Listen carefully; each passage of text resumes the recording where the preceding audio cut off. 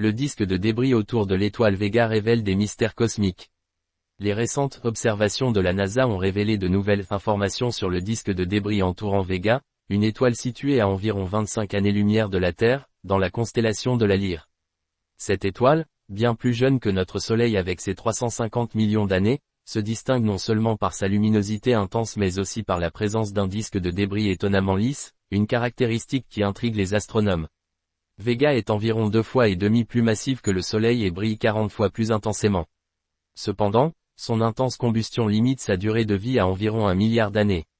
Les premiers signes de son disque de débris ont été détectés dans les années 1980, grâce au satellite IRA, lorsque des émissions infrarouges ont mis en évidence un surplus de matière autour de l'étoile.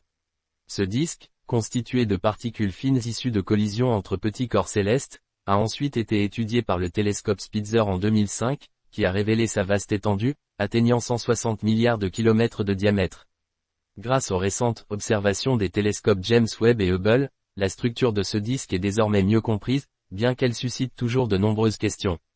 Contrairement à d'autres disques circumstellaires, celui de Vega est remarquablement lisse, sans ceinture de débris perturbés par des planètes massives, comme c'est le cas pour Fomalhaut, une autre étoile similaire.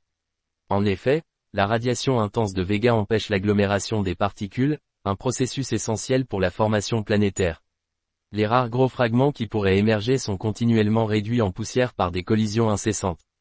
Une autre particularité du disque de Vega est l'existence d'un espace vide, ou gap, situé à environ 60 unités astronomiques de l'étoile.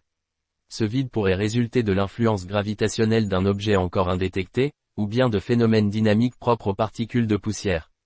Ces nouvelles découvertes, publiées dans l'Astronomical Journal, confirme que le disque de Vega échappe au modèle classique de formation planétaire.